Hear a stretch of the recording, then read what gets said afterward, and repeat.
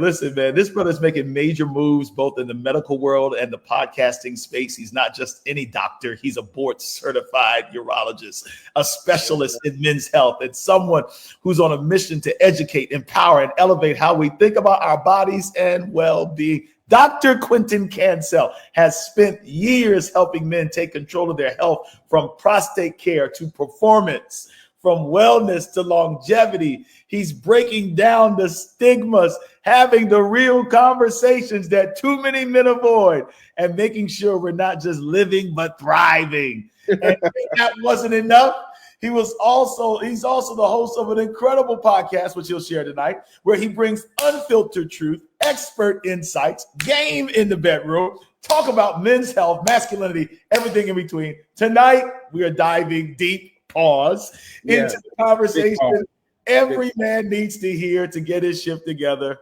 The one and the only Dr. Quentin Cancel is in the building. Doc, so glad to have you, man. Talk to us tonight. Woo! Glad to have you back, Dr. Quentin. Glad to have you back, sir. Yeah, pleasure to be with you guys this evening, man. This is good stuff. Man, no, man. Thank you. Thank you so much for your patience, man.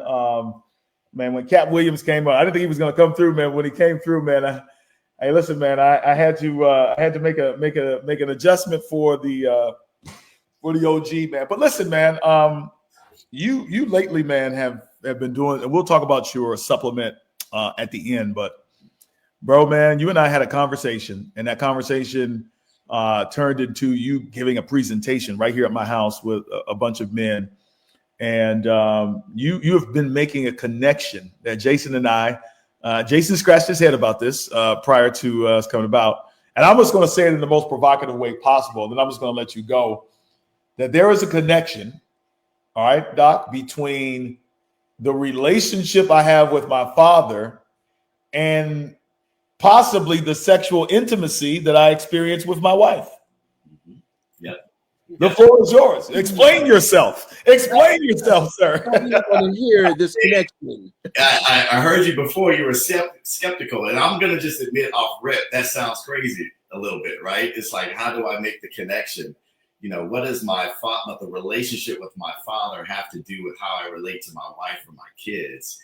And really, the answer is everything. It really does, because our fathers are really the first view of us as men.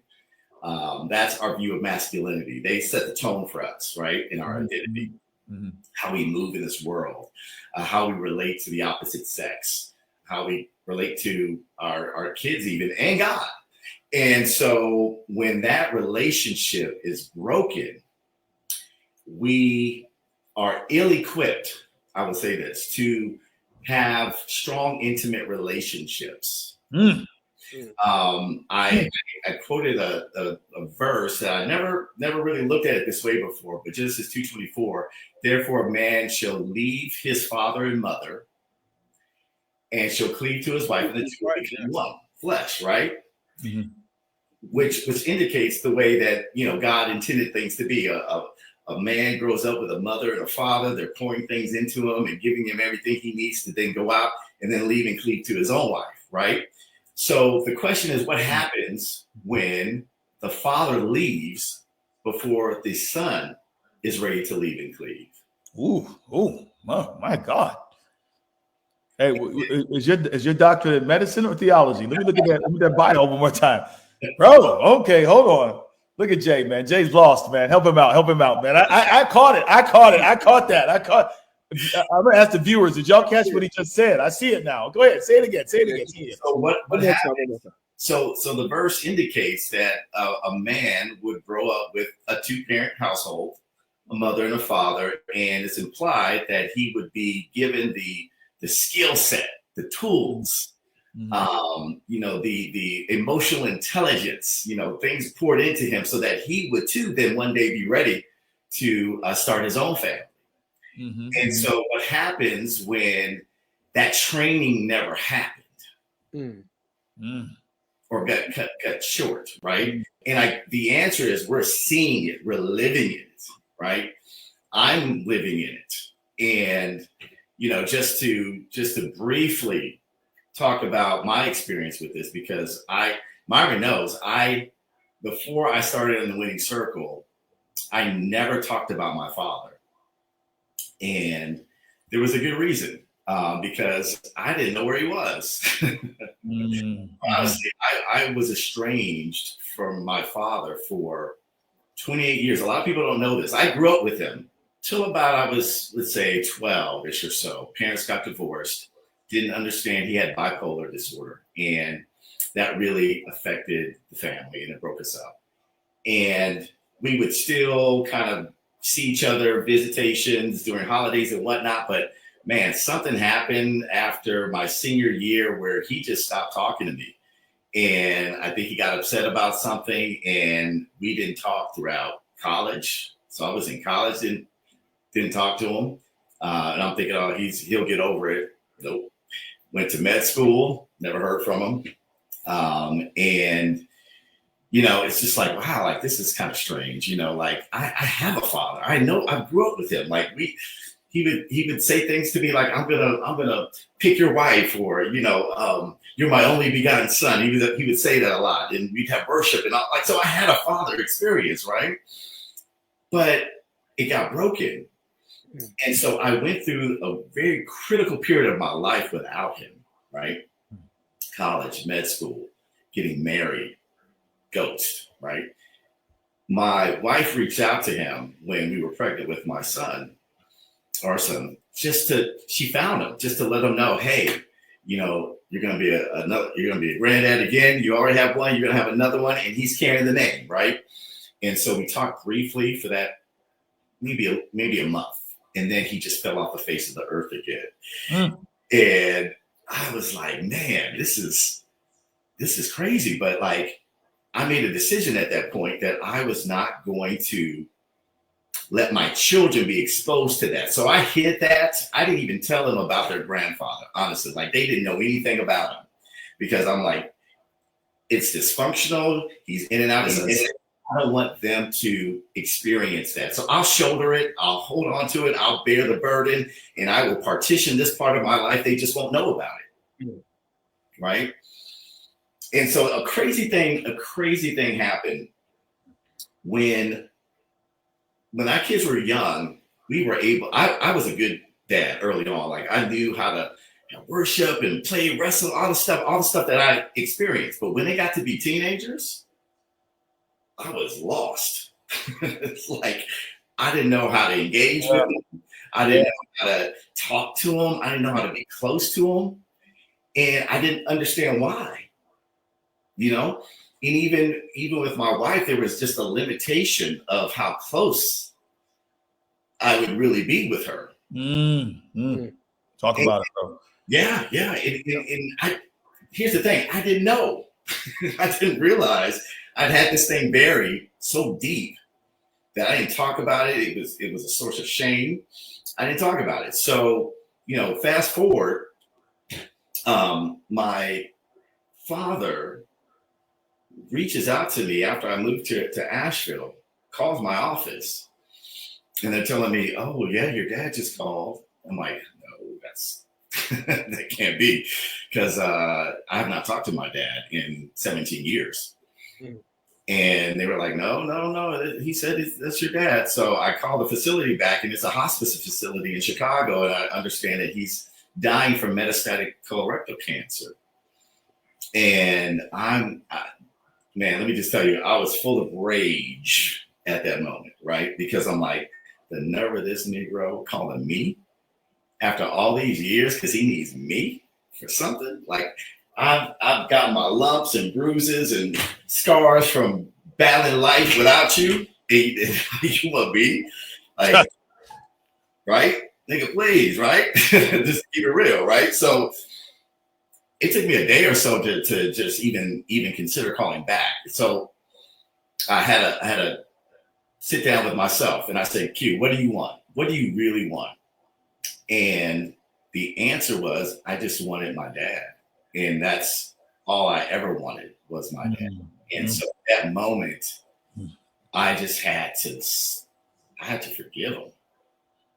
And I had to swallow that, right? And I called him back, and we began this dialogue. And it was a beautiful thing because we had 6 months together.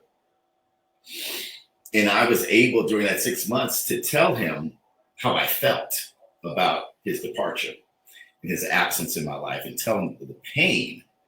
You know, I said, hey, this is my shot. I'm just going to unload. And it doesn't matter what you say. It doesn't matter if you apologize or not. I'm just going to let you know. And it felt so good to do that, you know, and then it felt even better when he apologized to me. And, you know, we began this dialogue now, this new relationship where he was pursuing me. He was calling me every day. And sometimes I had to think, damn, I got a day job, like, you know, but it felt good. It's like, wow, like he really, you know, loves me. You know, he really is wanting to be in my life, you know? And so it filled a wound that only a father could, but it also helped me open up to my kids and my wife better, because it was like, now you see all of me, you see where I came from, you see where you come from. And, you know, it culminated in a visit that we took, and he met his grandsons and his daughter-in-law. And it was a beautiful journey that I got healing from. I got restored, our relationship reconciled, and I would not have gotten it had I not forgiven him and then honored him with showing him my family. And I just felt so full in that moment, and I felt free in that moment, because I felt like I wasn't hiding anything anymore, and I could be authentic. And I could have real conversations now with my boys, right, that I wasn't having before, and with my wife. And so I realized that father wound that I have, and guess what? Ever since I started telling this story this year, it's been crazy how this has struck a nerve, because guess what? Everybody has a father wound. Yeah. Everybody does. Yeah. Even if your dad was at home. Yeah. And even if he went to games, guess what? He probably wasn't emotionally connected with you. Right? Yeah. And we're just never taught that. Mm-hmm. But you see a connection with that deficit that many of us have with the intimacy part. Can you? Absolutely. So I mean, so what's the direct line of connection between that and, you know, maybe even sexual intimacy with your spouse? What's the connection? Yeah, because when we're not grounded as men in our masculinity because of our father, then we're grounded with our penis, basically. Mm-hmm. That is our sense of masculinity. That's how we live, through our penis, right? Mm-hmm. That's how we feel macho. That's how we feel like we're the man. What's your body count? How many girls? It starts young, right? Mm-hmm. And it becomes more of a performance. Yeah. Than a connection. Yeah. Right? Oh, yeah. Right? And so here's the thing. You don't have to take my word for it. I just spoke to about 40 women last night, talking about this very thing, and talking about why is it that you all don't like the sex that you're getting from your husbands. And the response was, because they're in it for themselves. They don't really care about my pleasure. Mm-hmm. And I don't feel connected with them. Wow. In it for themselves. They don't care about my pleasure. And what was the third one? And I don't feel connected with them. Don't feel connected. And so that's the connection between the lack of. So intimacy is the secret sauce to great sex. And that's what I'm trying to tell brothers. Mm-hmm. Like, we stop at penetrating their bodies, but listen, they want us to penetrate their minds and their spirits. Yeah. Connect in a stronger, deeper way. You know, anybody can perform, but can anybody connect? Right. So let me ask you this. I mean, we got brothers that are watching right now. They obviously can connect with what you're saying. I can connect with what you're saying. Jason hasn't said anything, but I'm assuming he's saying amen also. He looks like he has a look of conviction on his face. He looks like if you need to open up the doors of the church right now. But But I know, no, seriously, I definitely was guilty of that. I saw, and my wife would always say to me all the time, she's like, "You just want my body," and I'm like, "Oh no." And honestly, I didn't just want her body. I definitely was looking for intimacy, and I think men experience intimacy through sex. Yes. Here's the issue, though. I wanted intimacy, but I did not know how to create it. Correct. And that's most men, though. So how does a man learn how to create intimacy? Because we hear, wives say all the time, like you said, I don't feel connected to you. In many cases, I've heard wives even say they're no longer attracted to their spouse, and nothing has changed about his body. Nothing. It's just for whatever reason there seems to be a lack of connection. I don't know. I mean, what are practical ways and steps that a guy can learn how to do this? Well, first off, we need to recognize that as men, because we don't feel comfortable being vulnerable, being open, being intimate, we use sex as a hack because that is an intimate moment, a physical moment, and we do feel closer afterwards. There's oxytocin that's released. It's the bonding hormone that makes us literally feel close to someone. But just like myself and probably you and everyone else, like that was the only way you knew how to express intimacy is through sex. And that's the only way you felt loved, because you're being received, you're being taken in, you're being, accepted. And those are real human emotions and real human needs. But the only language that we speak is intercourse when it comes to that. And so we have to expand our repertoire. Our bag got to get deeper. I mean, what is so hold on, bro. Yeah, go ahead. I got a question. So yeah. I got a question. I got to speak up. So one thing that has always caught my eye, man, and that I've always kind of been an advocate for is, when we talk about these sex conversations, I think a lot of the focus be on, the woman's needs. Everybody wants to talk about what the woman needs, the woman's needs, and all this stuff. Why does it have to kind of shift that way the majority of the time? Why does it always have to be like a big intimate moment, or we got to show all this intimacy just to have some sex at the end of the day? Like, let's just have we're married, let's just have some sex. The kids asleep, is 10:30. We're married. I don't want to have, I don't want to have to, but it's like, okay, I didn't, work was kind of stressful today. I didn't pour into you as much as I did today or whatever. I'm not trying to downplay that because I understand, but I mean, let's just have some sex. Well, passion sex. Let's have some good marital sex. Wow, Some old godly marital sex, boy. I gotta build you up, pride you up, pump you up. I mean, come on, man. I'm not saying that stuff is not important. And trust me, I am a person that believes in pouring into your wife. I think, my wife has always told me sex does not start in the bedroom. It starts when you wake up. It's the good morning. It's the, it's how you go about the day. It's how you treat your mate. And then at the end of the night, that all comes together. And but sometimes life happens and things happen. Like, well, why can't we just have some sex? That's number one.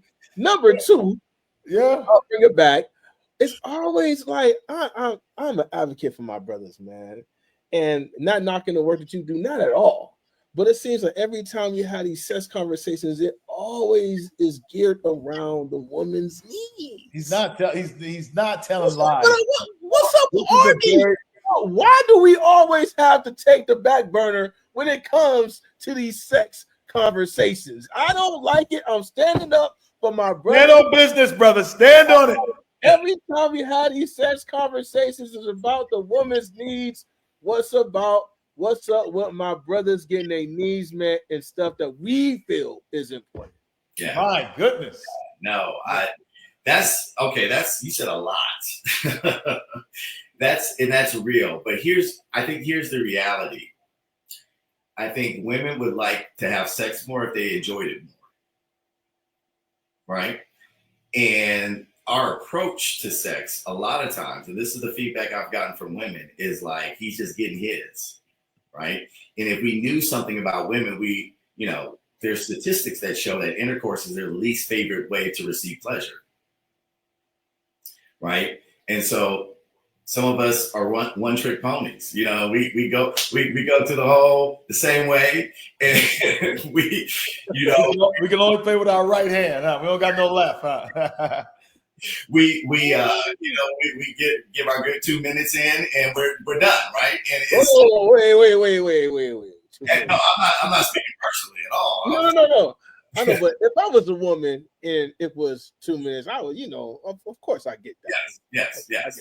Yeah, but what I'm saying is there are a lot of selfish dudes out there when it comes to sex that's not trying to, warm them up, get them. It takes about almost 20 minutes for a woman to get really warmed up, and so you trying to stick the food in the oven without warming it up. It's not going to be as pleasurable, right?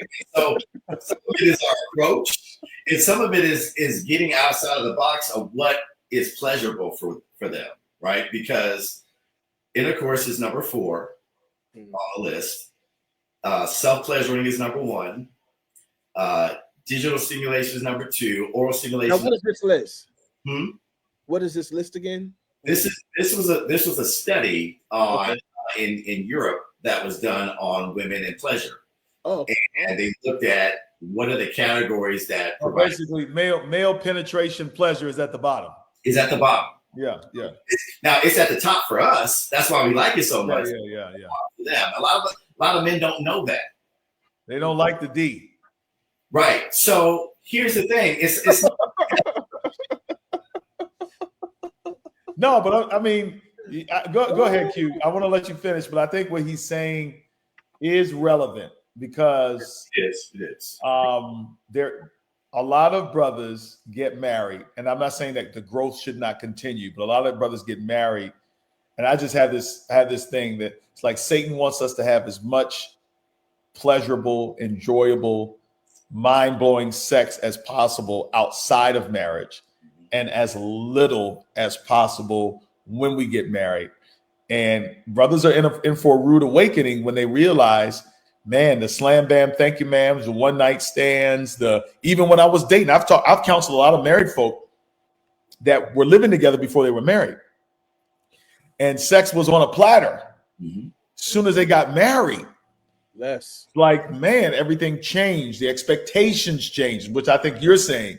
And so wives are expecting more from their husbands, which I think is a good thing because marriage is supposed to grow us. Marriage is supposed to mature us. We shouldn't be the same dude we was when we got married, 10, 15 years into the marriage. We should be more vulnerable. We should be more in touch with ourselves. Or we should communicate better. We should know how to make love to their minds. But then I think what he's saying is, man, does it take all that every time? I mean, there's a population of solid brothers who I think are asking this question. Is a woman having the same thoughts? There was a time, I think it was like old school, women were just taught to, serve the man.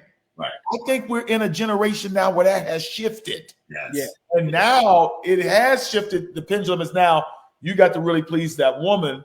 And a lot of brothers are feeling neglected and rejected. And I made a post about that. And you remember, and I got assassinated because I said, when a woman rejects a man sexually, she essentially makes an impact on his sense of identity and value. And of course, people say, oh, how is that? I mean, it's just sex. Like, no, it's not just sex. God created this thing. But anyway, your thoughts, man. I think two things can be true at the same time, right? Okay. All right. I think that we as men are not as emotionally evolved as we could be or should be because of father and mother wounds. Sure. And being stunted emotionally in those places where we were hurt. And so there is something on our part that we can do. But also on the flip side, a man does not want to feel like he always has to be perfect or, perform to deserve. Yeah. Right. Yes. So now, I think you're preaching, Dr. Q. Now you're preaching. Welcome to the Get Your Shift Together Men's Podcast. Welcome, brother. but it's true. It's like, hey, like you want me to, be emotionally in tune. That's what's important to me. She's saying, or you're saying that to her, but like you're saying too, hey, like I got some needs. Like sometimes I just want to throw it down, right? Like it's been a rough day. I need a release. I need a connection. With and I think the problem is if that's the extent of the intimacy, then it becomes less of a pleasurable thing for them, right? So we still have to show interest outside the bedroom, right? Yeah. In order for it not to seem like it's just transactional, or you know what I'm saying. I mean, no, it is. Yeah, no, that's fair. Thank you, Doc. We just have to say, man, thank you for seeing both sides. Because the pendulum is swinging. Pendulum is swinging. I have a go ahead, DJ. Yeah. So I had a conversation with my friend, and I just want y'all to just weigh in on this. She's married, so not married. Good friends, my wife knows her, very good friend.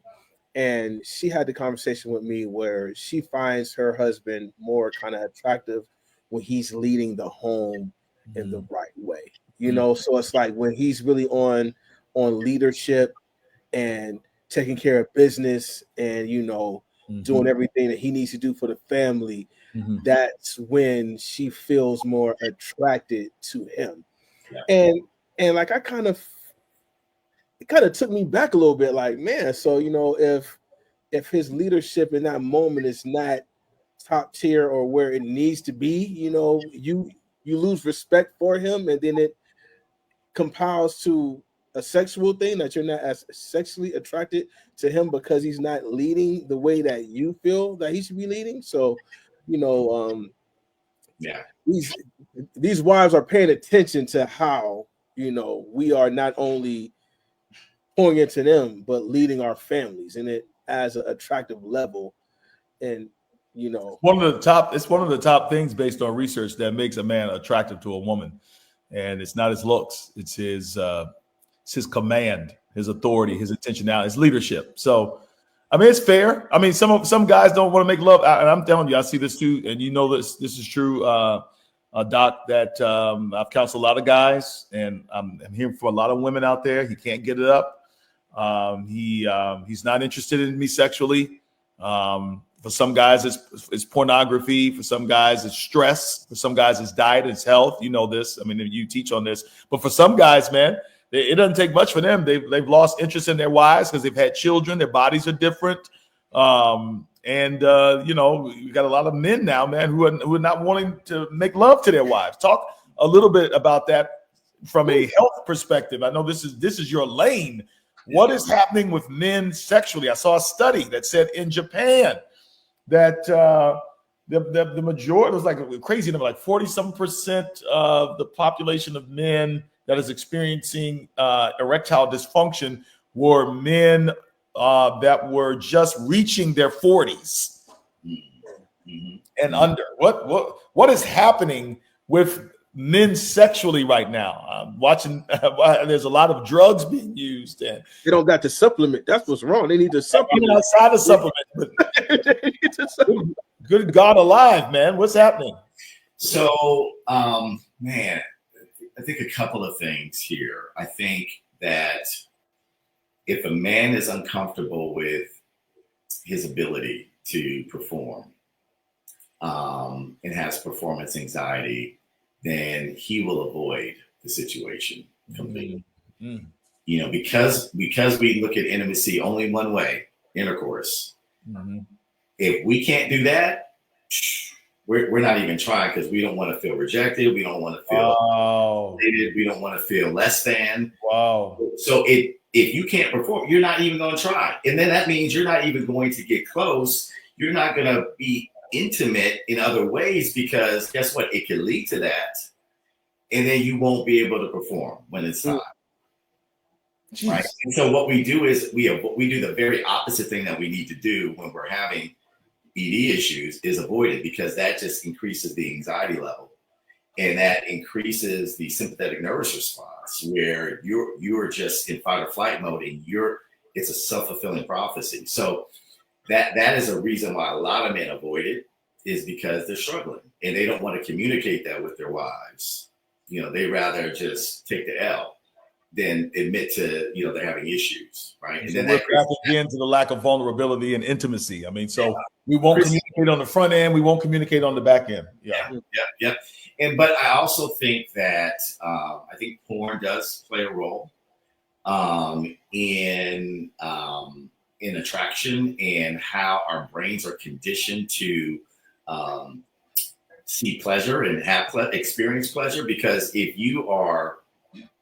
the circuitry in your brain is wired towards a certain thing, right? Because the dopamine releases that get set off, and but it becomes where you're conditioning yourself and your body to respond a certain way to certain sexual stimuli. And so if that's how you're conditioning yourself all the time, this pathway is dug in real deep in your brain, but this one isn't. And there's a lot of disappointment. There's a lot of sense of rejection. There's a lot of resentment, and which leads guys to porn. Because, she's not hearing me. She doesn't see me. She doesn't understand. She just, whatever. And that further creates the distance between the two. And so that lessens your attraction, because now not only are you not giving to me, I mean, I'm mad now. and I've been conditioning myself this way that you're not even really attractive to me at this point. Wow. Because old girl over here, who can compare to X name porn star? Yeah, exactly. And she's never gonna say no, and she's always gonna give it up, and she's always gonna make me feel like I'm the man. So unfortunately, that's where we are in a lot of marriages. Unfortunately. Listen, we wish we could keep you all night, man. We've kept him a little further. Jay, do you need a personal session with him? I see you. No. Yes, you do. We all let's don't do that. We all need a urologist. I just want to know, where was that study done? Where in Europe. In Europe. Oh yeah, man, they ain't got no wagons over there. I knew he was gonna say that, man. They wives don't got no wagons over there. That's why they don't want to have no sex. They wives ain't got no wagons. The wives don't got no wagons over there. Wagons in Europe and China. Come over here to St. Clair. Son just might jump up in you. Somebody just, you might get a quick thing. You know what I'm saying? So you need to come down to Atlanta, huh? Wagons in Europe. Hey, that is true, Doc, man. You need to get some studies, man, done. You know what I'm saying? In this black city. Listen. I gotta Black America. Here's the thing, though. Women are women. Their anatomy is their anatomy, right? And so, you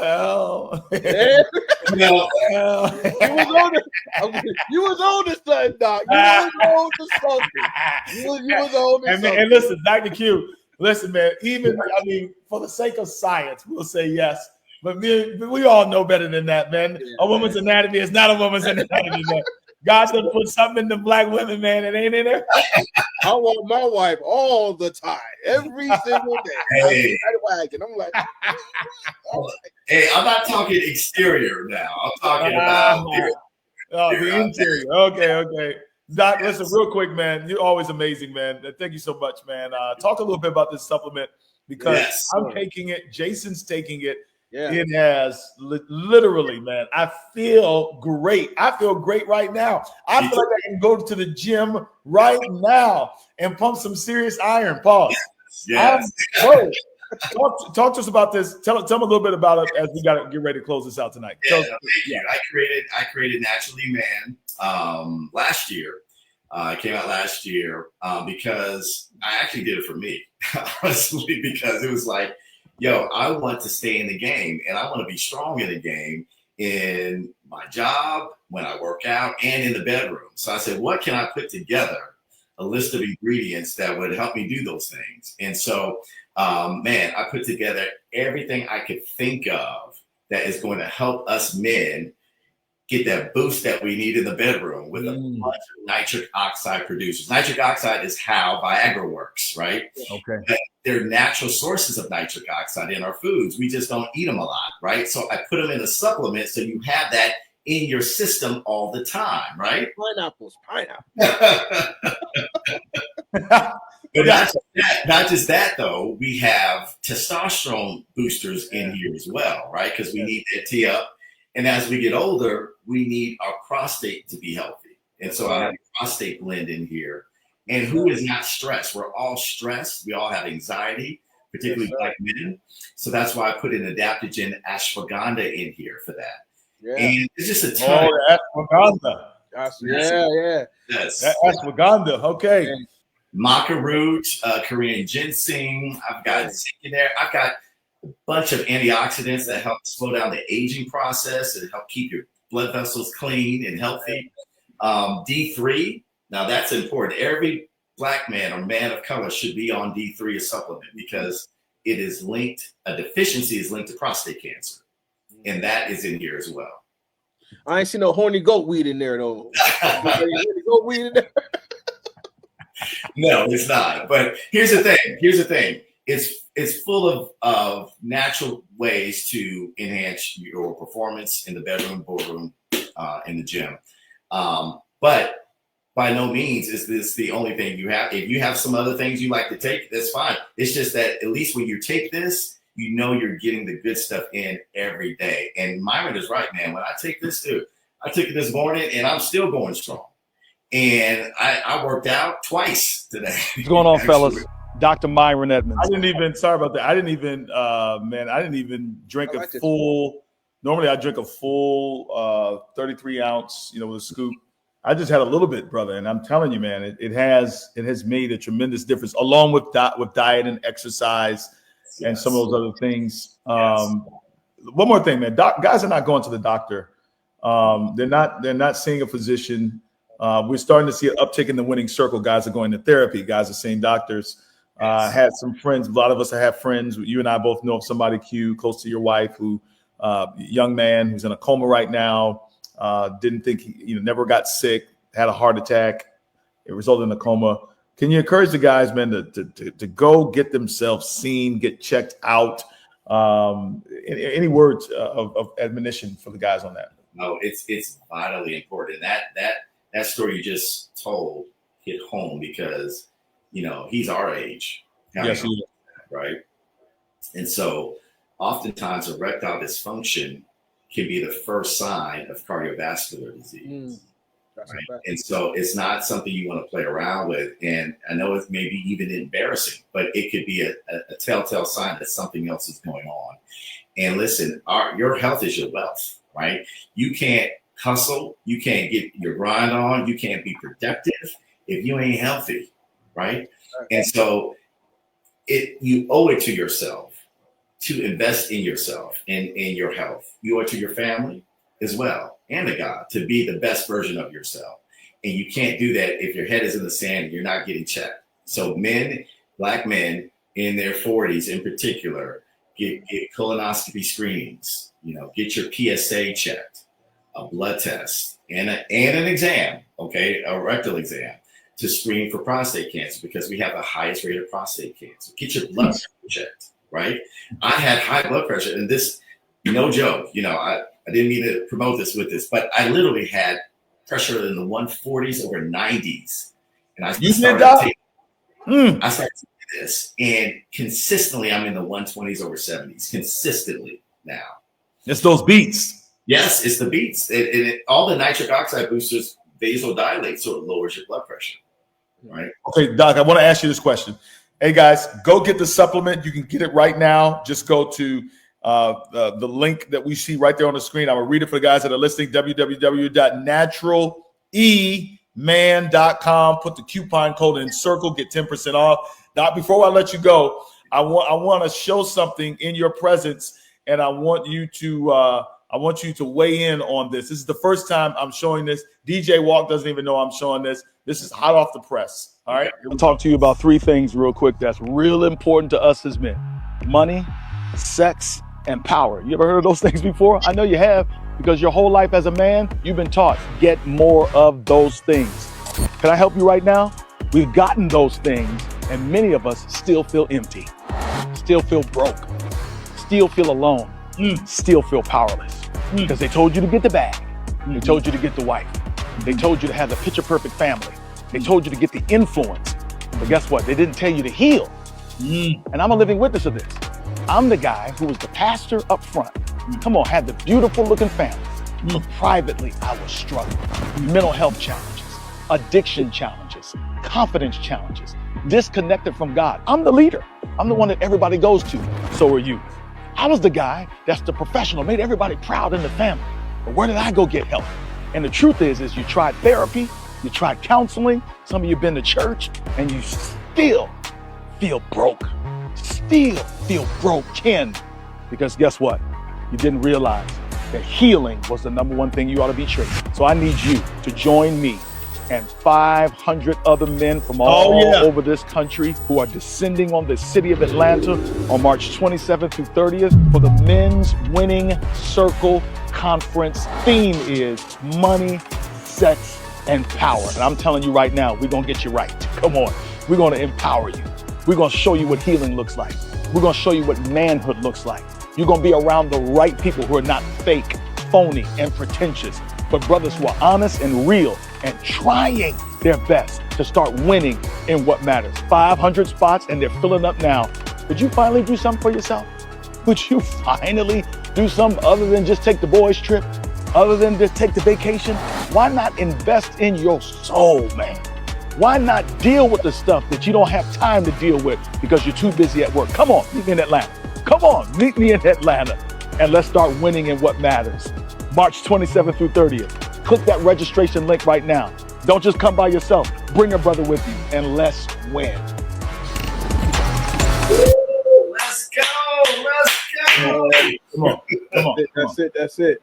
Fellas, I think the brother did a great job on that video. I think he did a great job. So I'm very fired up about this. Dr. Quentin Cancel will be a speaker at the conference. He held back tonight because he's holding so much in reserve for what he's going to drop on us at the conference. We got other great speakers, and it's just a great time. DJ Walk is going to be there partially. Anyway, that's a whole nother. So he'll be there for 90% of the experience. We'll leave that for another time. But anyway, Doc, man, thank you so much, man, for joining us tonight. Somebody asked from South Africa, where can they get the supplement? Here's the information right now. Go to www.naturaleman.com. Coupon code CIRCLE. Quentin Cancel. Give it up for him right now, man. Hey, for that brother in South Africa, we don't ship internationally, but if you have someone in the States that can get it, they can ship it. Listen, one thing I've learned about international people, they have ways of getting things here. They'll figure it out. They'll know somebody. All right, Q, man. Good to see you, man. Thank you so much for your patience, bro.